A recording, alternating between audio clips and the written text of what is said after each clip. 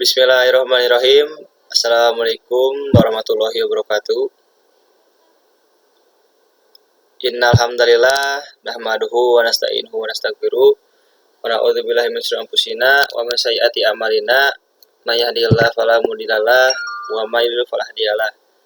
Asyhadu an la ilaha illallah wahdahu la syarikalah wa asyhadu anna Muhammadan abduhu wa rasuluh. Izin mempresentasikan di sini kami akan membahas tentang tugas yang sudah diberikan dari mata kuliah Etika Teknologi Informasi ujian akhir semester. Di sini kami akan membahas mengenai pembahasan dari laporan yang sudah kami buat.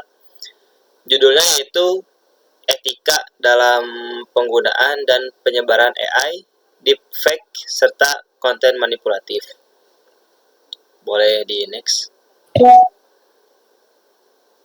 Nah, sebelum kita lanjut ke pembahasannya, langkah baiknya kita perkenalan dulu ya. Silahkan. Perkenalkan, nama saya Muhammad Noah Bayhaqi dengan NIM 230102092. Kemudian ada saya Muhammad Fatihul Ulumuddin dengan NIM 230102086. Baik, saya sendiri Muhammad Akmal Hidayatullah dengan NIM 230102081. Baik, pada pembahasan pertama yaitu latar belakangnya terlebih dahulu.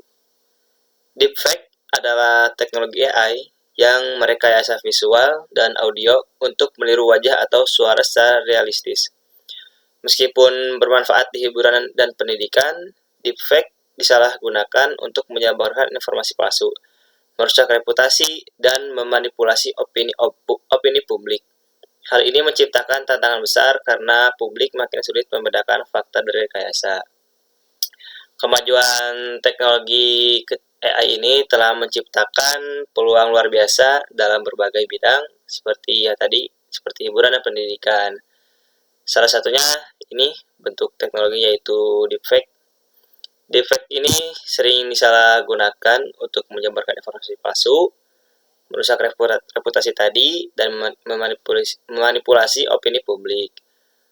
Maraknya penyebaran konten manipulatif menjadi tantangan besar bagi masyarakat dan organisasi. Oleh karena itu, seperti yang sudah tadi saya bilang, publik makin sulit membedakan fakta antara fakta dan juga rekayasa. Mungkin seperti itu latar belakang dari pembahasan yang akan kita bahas. Boleh di next. Baik, pembahasan selanjutnya yaitu dilema mengenai etikanya. Deepfake itu inovasi atau resiko sih?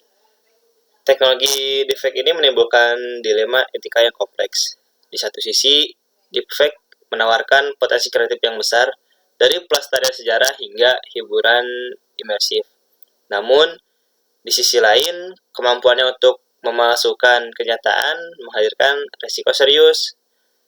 Yang resiko serius ini seperti pelanggaran privasi, disinformasi, dan juga konflik sosial.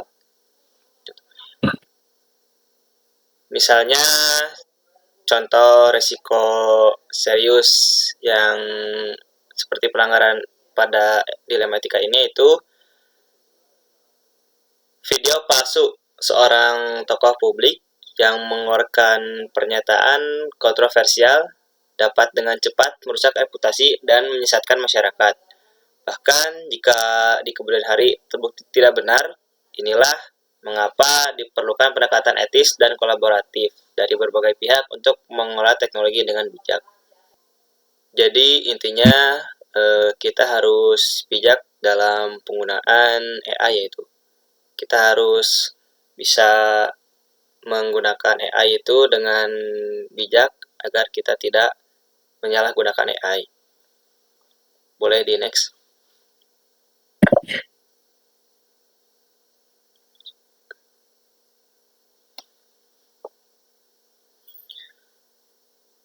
1, 2, 3. Baik, pada pembahasan selanjutnya yaitu ada urgensi kebijakan.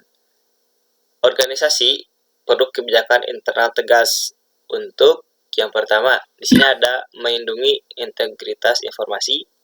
Yang kedua, menjaga reputasi organisasi. Yang ketiga, menjamin hak individu. Dan yang terakhir, mencegah penyalahgunaan tanpa pedoman, resiko hukum, reputasi, dan juga kepercayaan publik yang terancam. Organisasi ini yang terlibat dalam produksi konten digital perlu memiliki kebijakan internal yang tegas dalam mengatur penggunaan teknologi deepfake. Kebijakan ini penting untuk melindungi integritas informasi yang sudah tadi saya jelaskan. Organisasi yang terlibat dalam produksi konten digital ini perlu memiliki kebijakan internal yang tegas dalam mengatur penggunaan teknologi deepfake. Kebijakan ini penting untuk melindungi integritas informasi, menjaga reputasi organisasi, dan menjamin hak individu atas representasi diri itu. Selain itu, kebijakan juga berfungsi sebagai upaya preventif terhadap potensi penyalahgunaan konten yang dapat merugikan berbagai pihak. Tanpa pedoman yang etis yang jelas, risiko hukum dan kepercayaan publik bisa menjadi ancaman yang serius. Boleh di next.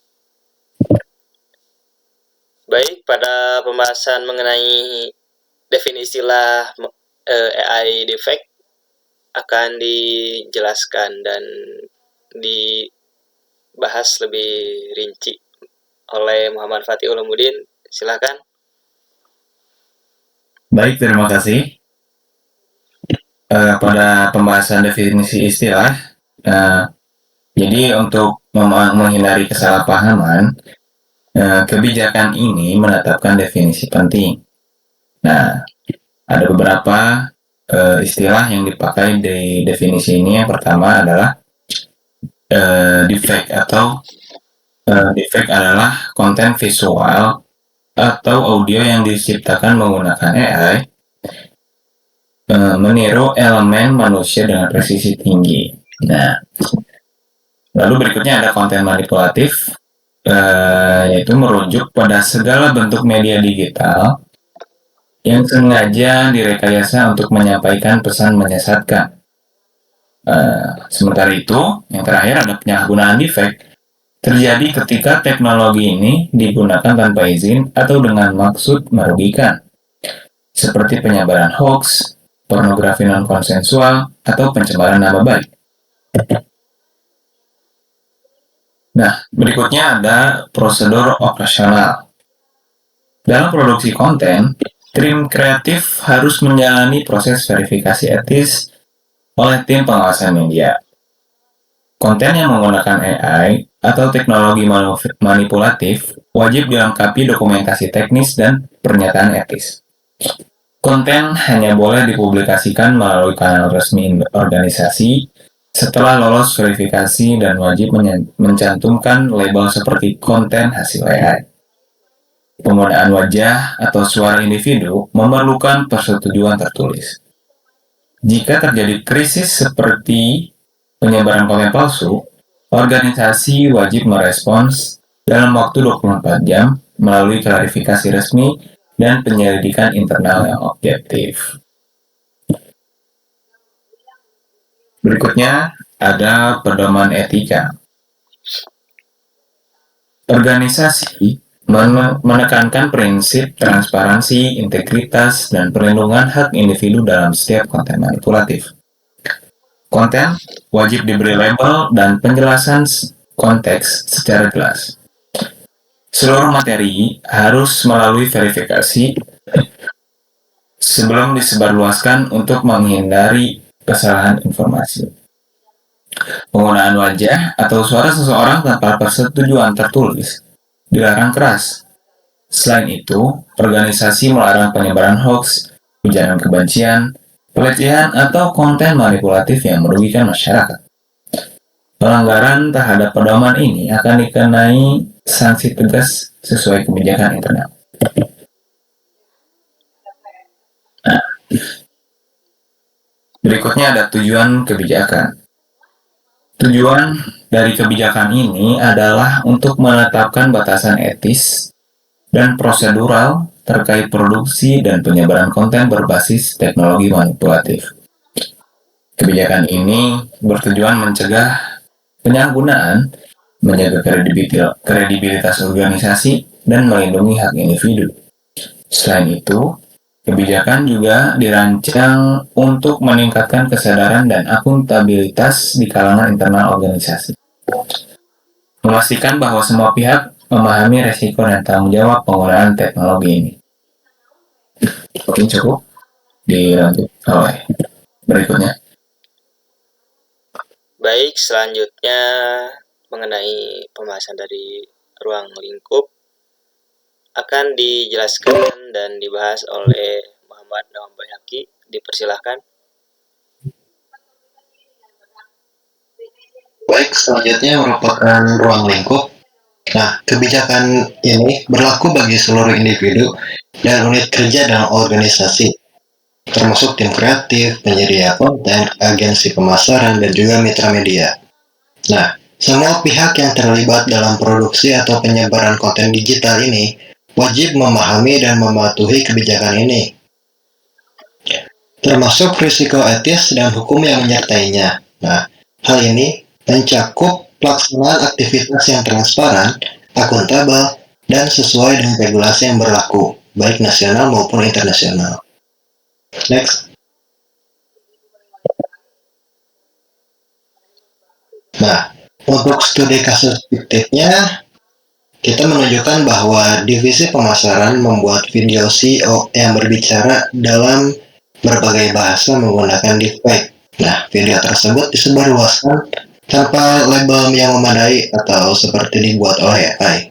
Nah, hal ini menimbulkan kesalahpahaman di mata publik. Beberapa pihak menganggap video tersebut palsu dan juga menyesatkan.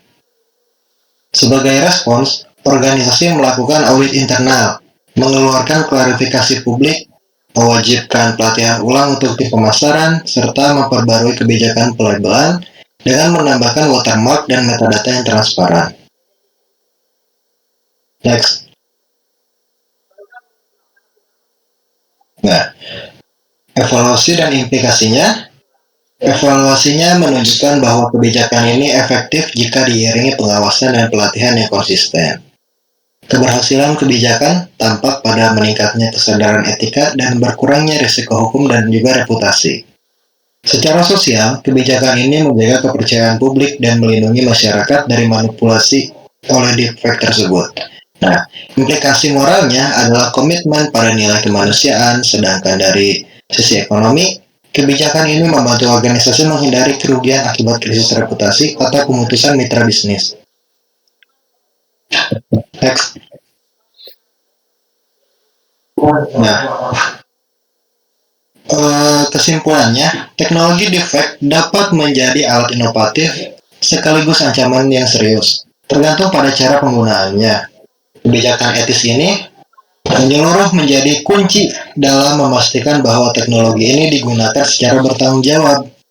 Organisasi perlu menyesuaikan kebijakan sesuai perkembangan teknologi dan aktif membangun literasi digital.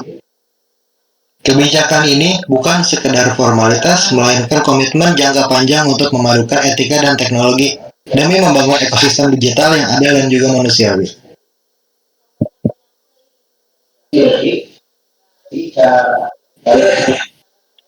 Baik, mungkin ini beberapa referensi yang kami gunakan untuk mengerjakan tugas akhir semester ini ya. Di laporan ada beberapa referensi yang kami gunakan.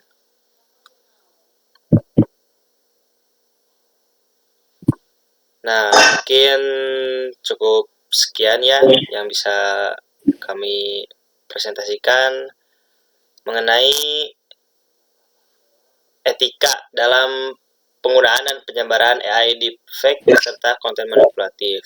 Yang intinya di mana kita ini harus bijak dalam menggunakan AI, jangan sampai kita menyalahgunakan AI. Ya bisa diibaratkan kita ini sudah berkatalah dengan AI di kehidupan. Jadi sebaiknya kita menggunakan AI dengan bijak.